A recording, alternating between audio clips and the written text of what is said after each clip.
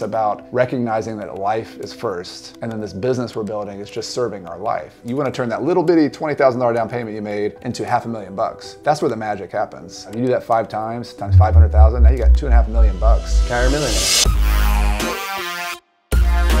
If you're in the world of real estate investing, you've probably heard real estate investors say leverage, leverage, leverage, which is the basic concept of going to the bank, putting as little money down as possible, borrow as much money from the bank so you don't have to use your own money to acquire property so that you can scale faster and faster and faster. This is somewhat the standard philosophy in real estate investing. What you don't often hear the real estate community say is pay off your mortgages. And the reason why is pretty simple, because the school of thought is instead of taking that money and using it to pay off a mortgage, you can take that money, put it as a down payment on more properties so that you can scale, scale, scale. But on today's episode of Robuilt, I think you're gonna learn the beautiful simplicity of paying off debt, paying off your mortgages, and you'll begin to understand how this simple strategy massively unlocks wealth and can and will get you one step closer to financial independence. On today's episode of Robuilt. A couple of weeks ago, I had you on the podcast to talk about a crazy simple strategy on how to retire with 5 properties. That video kind of blew up, and I wanted to have you back on the podcast today to talk about a bit of a controversial take. And I want you to make the case for why someone should pay off their real estate debt early. Yeah. You ready to talk about that? Let's do this. Let's bring the haters on. Let's go. That's right. So let's just set the stage here.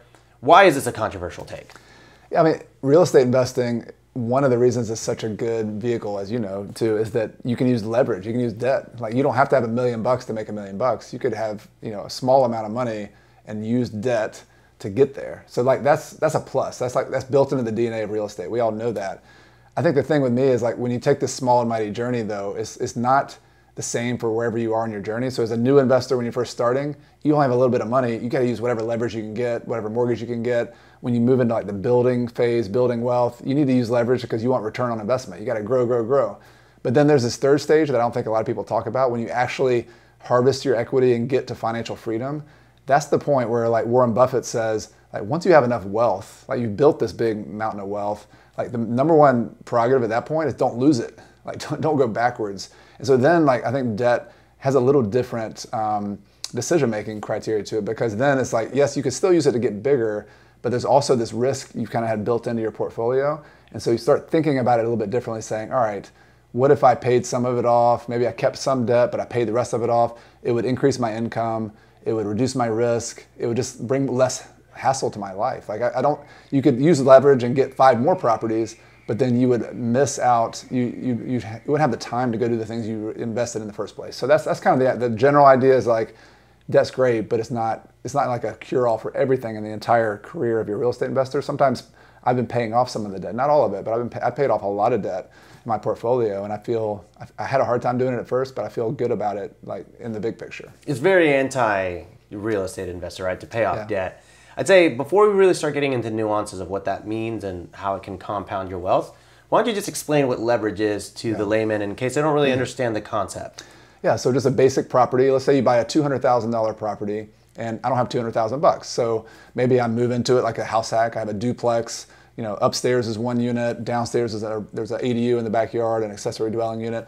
I could put $20,000 down, or maybe $10,000 down, like a 5 or a 10% down payment, because I'm living in the property. It's a house hack, and then I have a mortgage for the rest of it, and I could use the rent from that extra unit. Maybe do your thing, and you have an Airbnb, you have a short-term rental, you get a ton of income from that to use that to pay your mortgage payment.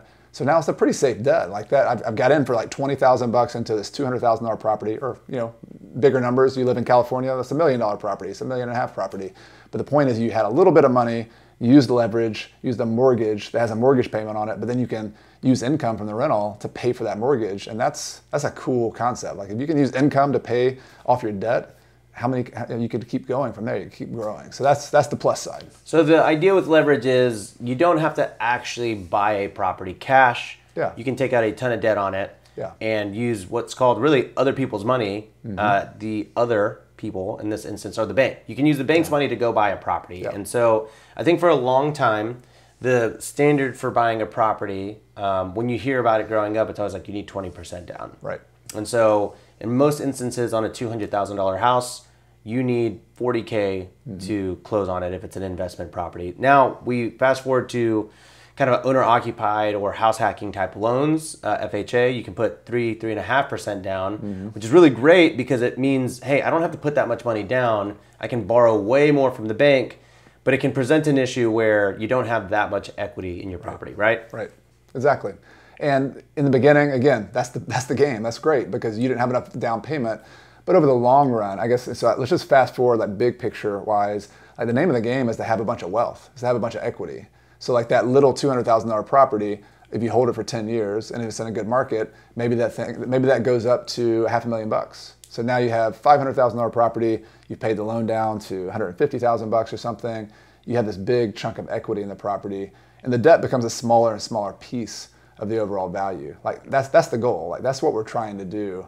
And you know, we can get into like maybe the mechanics of like why I would even want to still pay that debt off, but I just want to emphasize like the name of the game I think we're all on the same page about is like you want to turn that little bitty $20,000 down payment you made into $500,000. That's where the magic happens. If you can just do that, like and you can do it through Airbnb, short-term rental, long-term rental, whatever the game is, if you can just get there, like holy cow, you do that 5 times 500,000, now you got $2.5 million. Entire millionaire. Yeah, you got a lot of money with a very simple little portfolio, and that's what we talked about in the last video. Is that you don't need a lot. If you combine short-term rentals and the cash flow that produces with quality properties in a good market, 5 properties can build you a lot of wealth. I think the question I'm asking now is like, once you get there, you have all that equity, it's not automatic that you then are set for life. Like there's some shuffling of your equity you might need to do in order to like kind of ride off into the sunset. So that's where the debt comes in. So let's talk about the trajectory, because I want to get to this point where we really dive into like what it means to pay off debt and the consequences, both good and bad, for doing so. But before you get to that point, what is the trajectory of a small and mighty investor? And I guess maybe even define what that kind of philosophy is. Yeah, the small and mighty investor, I kind of experienced this because I got really big in my first 4 years of real estate investing back in 2007. And I ran right into the Great Recession where we bought like 33 properties in 1 year, kind of held on for dear life during the Great Recession, survived. But it sort of made me question the fact that like I was kind of copying other people's model, which is what we all do as little kids. We copy other people, we talk like other people, but I was copying other real estate investors and I just assumed that getting bigger was better. And what the realization was, though, is like I made a list of things I wanted to do with my life. I wanted to pick up basketball in the middle of the day. I wanted to travel. I wanted to learn Spanish. My wife teaches Spanish, so I wanted to go travel abroad and live there. So I had all these things I wanted to do, and money was part of the equation. But what I really needed was time and flexibility. And so it made me realize that like I want a business model, and turn into the small mighty business model. I want the minimum number of properties. Basically the minimum amount of hassle that I need, the minimum amount of tenants, the minimum amount of Airbnb properties that accomplishes my goal. So if I can get my goal with 5 properties, 10 properties, whatever that number is, 2 properties, that's better than having 100 properties because my goal is to play the basketball, to travel, to be with my kids, to do those things. So that's the goal. And then the finances are, I want to get there in the most simple, elegant way possible that has the least hassle, the least risk. And so that's where the small mighty idea came in of like, hey, let's figure out a way to do that and have the least number of properties. So like less is more is sort of that idea boiled down. And so take us through the trajectory. Like how should a small and mighty investor really approach kind of their journey? Is it like you buy your first house and you pay down the debt now, or is it about accruing a certain amount of properties before you ever hit that? Yeah, that's the key. So let's simplify it and say you have 3 stages of your journey. Number 1, you're a starter. You're buying that first property or 2. You just got to get your foot in the door. That's number 1. Use debt. use as much as you can safely. Stage number 2, you're the builder. You've got a property or 2, but now you're trying to turn those 2 properties into 5 or 10 properties. And your goal is just to, you're not going to pay off debt yet because you make a good return on investment buying that next property. So every cash flow, like if you're reinvesting your cash flow, save up a down payment. Like don't use that to buy the next property because your return on your investment is huge when you can use leverage and grow more properties. So stage 1 starter, stage 2 builder, use debt. That's the name of the game. What I think is the key is when you get to this 3rd stage, which I call like the harvester phase. And I had a mentor of mine back in the day. John Schaub was one guy from Sarasota, Florida, who wrote a book called Building Wealth One House at a Time, and another guy named Pete Fortunato. Pete used to talk about he used to talk about these 3 stages, and he called the 3rd stage the ender stage. And I was like, God, that's kind of gruesome, Like I'm getting to the end of my life. What is this? And John Schaub called it the spender phase. This is where you spend money. Like this is imagine you have a fruit tree and your portfolio is fruit, you're harvesting your fruit. Like you're finally like eating the fruit that you've been spending all this time building. And a lot of investors and entrepreneurs, we never get off the treadmill. Like we always keep getting bigger, keep getting bigger, keep getting better. So the idea of the harvester phase is, on one part, it's to live, like enjoy it. Like go take some trips, do the thing that you set out to do. But then from a financial portfolio stage, it's about redeploying your equity. It's like if you have $1 million now, like I know people who've been in Austin, Texas, California, they have $1 million in equity, but they make like $1,000 in cash flow. So like that's not good. Like you should be making like $60,000 a year or $100,000 a year. Is the reason that they're only making $1,000 because their mortgage is so high? Yeah, it might be. Let's give an example. You have $1 million, well, simple example. You have $1.5 million property that rents for $5,000 a month, and your mortgage is like $2,500, $3,000. So like it's just there's some properties out there where a lot of equity. Your property's grown a lot. That's an extreme example, but that equity's kind of dead. It's like it's not doing much. So what this harvesting phase is about is taking that equity, like evaluating your whole portfolio and saying like, where is there equity that I could redeploy to a better use that makes more cash flow? Because the harvester phase is all about making cash flow. In the beginning, it wasn't always about cash flow. It was about growing your wealth. It's about making cash flow so you can live off of it. That's the fruit, eating the fruit. It's also about reducing your risk. So like I've built this $1.5 million in equity, like I don't want to lose it. So it's about like making sure I'm building like a fortress around my portfolio. And then it's also about hassle. Like this is where like I've had to get my head around this one. Like I own more properties even now than I want to. Like I want to reduce the number of properties I own because— How many properties do you own? It's 33 properties, about 100 units. Wow, that seems a few steps above small and mighty. And I have a business partner. I have a 50-50 partner. So that's medium and mighty. I'm medium and mighty, yeah, exactly. And I've been doing it 21 years, and you kind of accumulate. But the thing is, like, even so, I'm a little too big. Like I think I could be smaller and get the same amount of cash flow, have less hassle, because to pay attention to every one of those properties, or have you could say, oh, my property manager will take care of it. Not really. Like they are your employee essentially, and you have to delegate tasks to them. And so it's just the more you have on your mind, the less quality you can do. And that's the more I've done this business, I really like this idea of being a craftsperson, like a craftsman, a craftswoman, where your job as a real estate investor or an Airbnb investor is to like provide this high quality property to your customers, to your guests, to your tenants.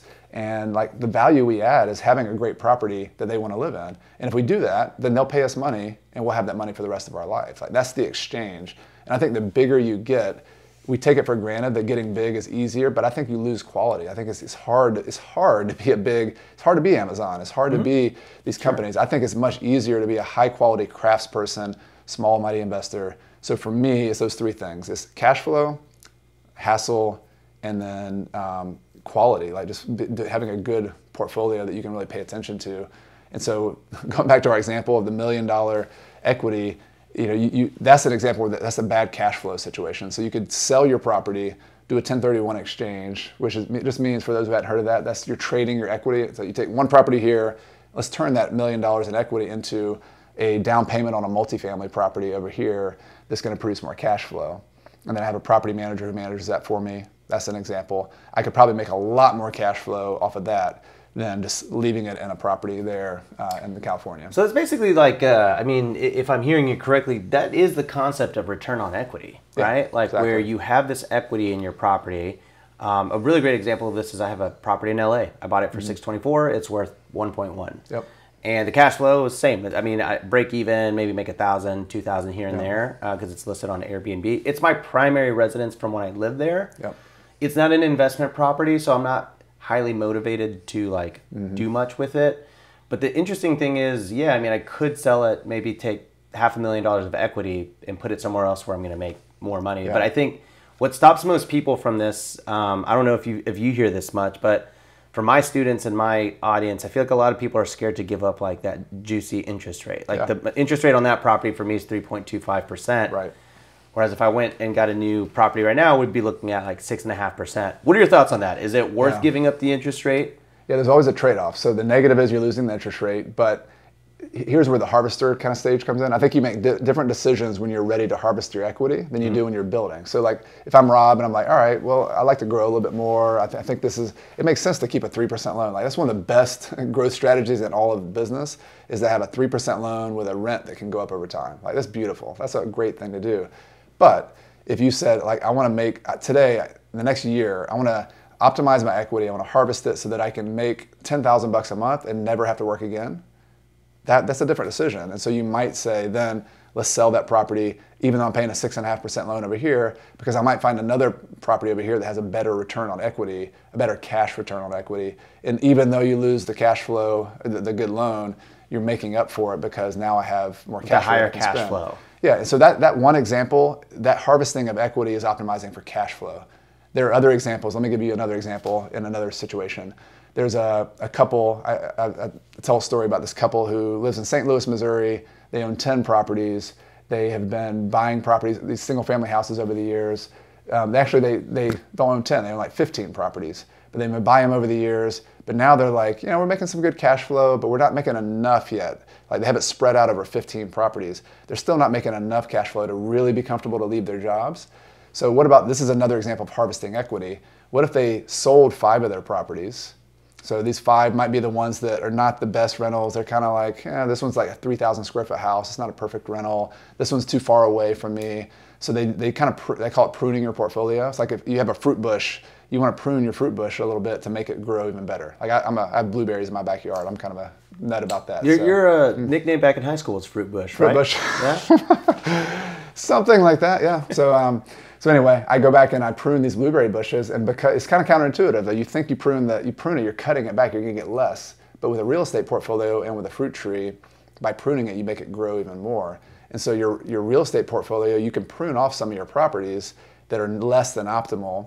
And your choice at that point is you could do what we talked about before. You could sell those 5 and like 1031 them into something else. That's legitimate, right?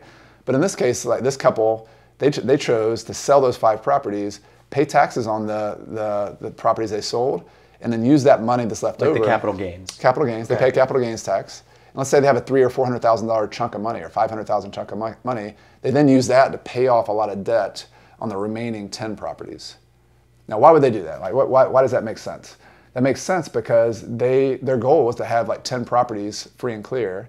And those 10 properties, when they're paid off, these are long-term rentals, for example, they make $10,000 a month when they're paid off. All free and clear. So that was their number. Like they're like six-figure salary. If I had the $120,000 a year, I'm good. Like that's their decision. And so for them, pruning the portfolio freed up some extra capital, and then that capital was used to pay off debt, even if it was like, it might have been 4% debt or 5% debt. But now they have fewer properties, less hassle. They have less things to worry about. They have more cash flow. And that's, to me, is a good example of when it makes sense to pay off some debt, is when you're a harvester, you have an existing portfolio that's a little too big, and you kind of prune it down and then pay off some debt. Let me ask you this, because now I'm feeling dumb. Did you say that when you prune plants, it's so that the plants can grow more? Right. Yeah. Is that how that works? Yeah. I just always thought pruning is just so that it looks nice and clean. Yeah. So it gives more air to the branches you have on the blueberry bush like have more space and more air to grow. So they kind of thicken up a little bit. So you'll actually have more of a harvest. You'll get more blueberries or more apples by pruning it than you would letting it have like a ton of branches. Like wow. It's really cool. So then that's a really great analogy, I think, for the real estate thing. I think, honestly, that the thing that comes to mind for me a lot of the times is like, you're talking about, you've got this fruit tree, right? Mm-hmm. And you want to pick the fruit off every so often. And I have always been in my real estate journey, I do not spend my real estate money. Yeah. Like all of my accounts are stacked with way past capital expenditures. Yeah. Like I saved for that a long time ago, but a lot of my Airbnb accounts typically hold like $20,000, $30,000, $40,000 in them. Mm-hmm. And I just, whenever I have a lot, I take a lot out and then I move it into a new property. But I think the moral of the story here is, if I'm hearing what you're saying right, is that you can't eat fruit when you're dead. That's it. You got to enjoy it. You got to spend it. You got to, and this is a different set of problems. I know a lot of people are brand new listening to this. They're like, well, that's a nice problem to have. When I get $1 million or $2 million, I'll deal with that. Sure. Cool. That's fair enough, right? So this isn't like, I think what we're trying to talk about here is like, there's not a one size fits all strategy for any strategy, including debt. Like borrowing money is great early on, but I think if you want to eat that fruit, like you got to play a different game. You got to think about things a little differently. And so sometimes we get so automated into thinking, don't spend my real estate money, don't Yeah. pay taxes, when like there's no rule that says that's the right way to do it, especially if you subscribe to this idea. And I think Airbnb, like short-term rental people, are the perfect example of how making small mighty makes sense, because you can get like each one of those fruit bushes you have, those properties, produce a ton of cash flow. And every time you add another Airbnb, yes, you can systematize it. You can go listen to all your details on how you do this. You can systematize it, but there's always a mental load to doing one more. There's always a little bit more hassle that you have. So if you can do everything you need with 5 short-term rentals instead of 8 short-term rentals, then just try it. Like you can always add another 3 later on, but like try it with 5, because then you'll have all this space and time in your life to do all those other things that I realized I wanted to do, playing the pickup basketball, traveling. And so my story has been, let's build that portfolio, the minimum number we have. For us, it's a little bit bigger number, right? But then, like, I'm not going to stop growing. Like, I'm 44 years old myself. I think people, no matter what your age, you can keep growing and buying properties and building businesses and doing whatever you want to do the rest of your life. But you also might realize that, hey, my kids are 10 years old right now, and I just want to take a little sabbatical for the next 2 years and not work as hard, which is what I've done. I've traveled to Spain with them. I've lived in South America and Ecuador with them for a while. So I've kind of taken these little breaks. And by having a small mighty model, which is simpler, which has fewer moving parts, which you can turn off and on, it allows you to have that flexibility in your life. Whereas I feel like I've been on the other side too. I've had these big, I call them like Frankenstein businesses that get really huge with big overhead and lots of things moving. It's hard to get off that train. Like that Frankenstein runs the show, and you, the owner of the business, think that you're in control, and then the business controls you. And I think that's what I'm trying to push back against, is like real estate is cool, but like scaling real estate, your beautiful scaling real estate might turn into a Frankenstein that takes over your whole life, and that's a shame. And you might hate it. You might hate it. It Honestly, might be miserable. I mean, I think that's the happiest I ever was in my Airbnb journey was the first year I ever hosted, because that first property I ever had, I was making $1,000 to $2,000 every single month in profit. And that was the first time in my life where I had what's called expendable income. And my wife and I took trips across the world. We went to 10 different countries, and it was something that afforded us the opportunity to travel. We could make money on Airbnb for the first time ever. And really, since that first year where we kind of were dipping into the cookie jar a little bit, we've never spent the money ever again. And it's been scale, grow. And now I've got 40, 45 doors myself. And I'm in that phase myself where I'm like, man, how do I go from like 45 units to like 5? Right. That like these 5 that just absolutely print cash for me. And I think there's definitely a compelling reason to lower your debt. I mean, it is very counterintuitive to the real estate world, because it is like leverage, but it does feel weird paying taxes. I think that's sort of the thing. It's like no one wants to pay taxes, and I get it, but it's like that. I guess the point is, the way I think about it, and maybe I think about this a little too cavalier, but like, I don't take you as a gambling man, but do you ever play blackjack? Blackjack, like yeah, okay, just for fun, right. yeah. Cool. So let's say you have like $200 at the table, and you grow that to $400 or $500 or $1,000. You now have what's called house money. And it means you have money that, hey, you know what? I made this, and like if I lost it, it doesn't actually matter, because I kind of built it up just messing around. That's how Airbnb has been for me too. And I'm like, then I find myself, I don't want to get into my gambling habit. I'm really not that much of a degenerate, I promise. But like I'll find myself making these bigger bets, and if I lose, and I'm like, oh, whatever. Like I still have that $200 that I came in with. I almost feel like real estate is very similar, where when you really are consistent and you grow this like real estate portfolio and it's appreciating, you do have house money.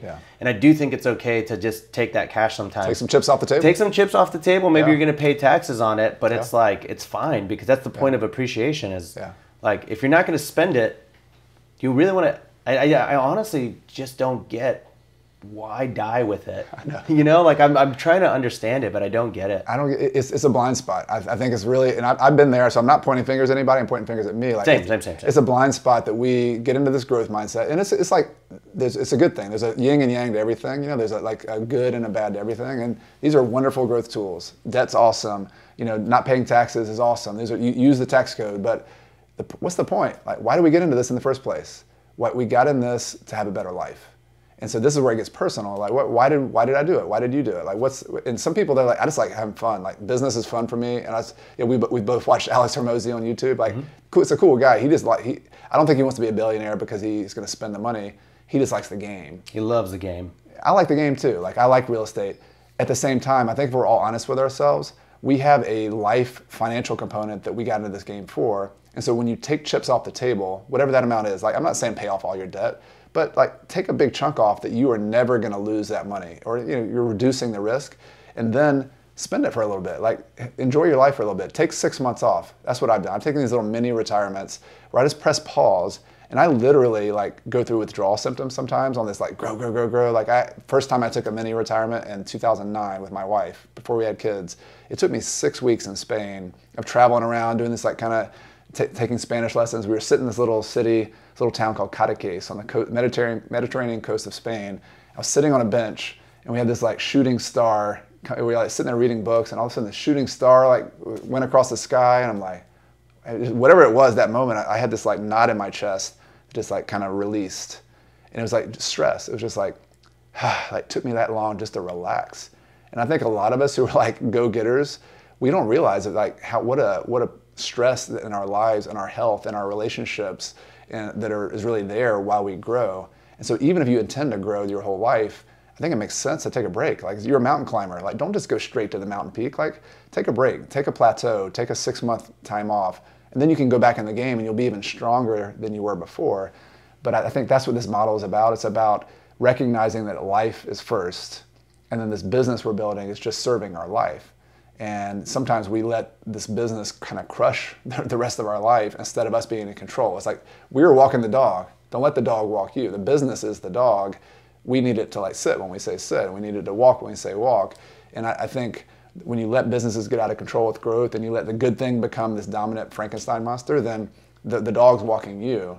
And taxes, not paying taxes is like, that should never be the thing that's the most important priority. Like that's just a tool. Life is first. So sometimes you pay taxes, sometimes you pay it off. And you and I mean, I think everybody listening to this, you're learning tool. You know how to buy properties. You know how to get more, you can always build more wealth, but you can't get that time back that you could have spent with your family, you could have spent on your health, you could have spent traveling. Like, you'll never get that back. You can always make more money. So like to me, that's the trade-off. Time, money, life, money. Like I always take the life first. Because you have the skill. I mean, if you got the skill to get this far, you'll do it again. You can always do it again. Yeah. I think trying to not pay taxes stops people from ever enjoying the thing that the whole reason for getting into this. And I'm kind of at a weird place, even like personal, like take out real estate portfolio. This is the weirdest kind of thing, the weirdest guilty pleasure that I have that like will get me canceled in the real estate community. But I do want to pay off like my primary residence. There's nothing that helps me with. There's no rational reason. Other than exactly what you said. I'm taking chips off the table, and I know, hey, if I lost it all, if I lost all the house money, I know that I got my house. And my wife and my kids can live in this house, and if I got to go get a job, I'll go get one. I probably won't. I'll probably figure out how to make money. But it it's does. In the back of your mind. It's the back of your mind, and it's that stress of like, man, I'm out of it. Like if I had to just cut, pull the ripcord, I've got my house. I could sell everything, liquidate, and actually probably be okay. I did the same thing. My wife had to talk me into it. We had a 3% loan on our house, and it was like, I fought it for a couple of years. I'm like, no. We could just invest this at minimum 6% to pay for the 3% loan. Like I could do the this. 3% arbitrage. Yeah. But the math, eventually, she was like, no, it would feel good. It would just feel good to do it. It would be like, I know it's not rational, but worst case scenario. So we paid it off in fall of 2019. Your whole mortgage? The whole mortgage on the house. Paid it off. We had some extra cash. We could have bought a rental property free and clear with it. We were like, no, let's just pay the house off. It was painful. We did it for me. It was not painful for her. Fall of 2019 is when we did it. February 2020, COVID. And I was in this state where I was like super stressed about our properties because I have a lot of college student rentals. And in March of 2020, COVID's in the, as uncertainty of COVID, I thought like college student rentals, I was like, okay, remote class, people are going to stay at home. I was like, oh crap. Like, I think everybody's just going to stay at home in Atlanta, wherever they live, and nobody's going to come to Clemson and go to school. Why would they rent an apartment from me? They're just going to like back out of their lease. Like, I know it seems weird now to think that, but I was like, remote school, like we're going to have 50% vacancy. We're going to have 70% vacancy for a year maybe or longer. So I started piling up cash. I got worried about it. But the thing that was kind of cool was our personal expenses were like $1,000 a month. I had no mortgage payment. We still had taxes on our home. We had insurance, but we were like super cheap. Can I make $1,000 a month somewhere? Yeah. Even if everything hit the fan? So it gave me peace of mind knowing, all right, I'm good. Like this house is good, my family's good. It allowed me to be more aggressive with solutions to solve the problems. And we ended up not having a problem. Like we had no people. Seems like you've done all right. It turns out that all the parents back at home were like, get out of my house and go rent the apartment. And like the students in college were like, I'm getting out of my house because I can't be with you, mom and dad, for like a whole year. So it was worth it for them to go pay the extra money. But the point is, like, there's weird things that happen in your life. There's black swan events that happen in the economy. Like none of us are smart enough to predict that. And so paying off debt is just a signal that you are recognizing there's uncertainty in the future, you're taking chips off the table, and this isn't like smart people do this too. Warren Buffett doesn't have a ton of debt in Berkshire Hathaway. He has like 15% debt on this whole portfolio. Lots of smart people pay off their debt. This isn't a dumb person thing to do. This is a smart thing to do when you mature as an investor, as a person. Good. Well, the dumb thing to do is you and me go to Vegas, and I think we need to plan a trip and go hit the tables. But this is what I really love about the small and mighty kind of philosophy. And if you want to learn more about this philosophy, Chad and I actually break this down in excruciating detail. It's the blueprint for how to get started and how to retire with 5 properties. We got so many comments and so many nice things that people said about it. So please go check out that video right here. After you, of course, like it, subscribe right here. Like it, just pet the like button.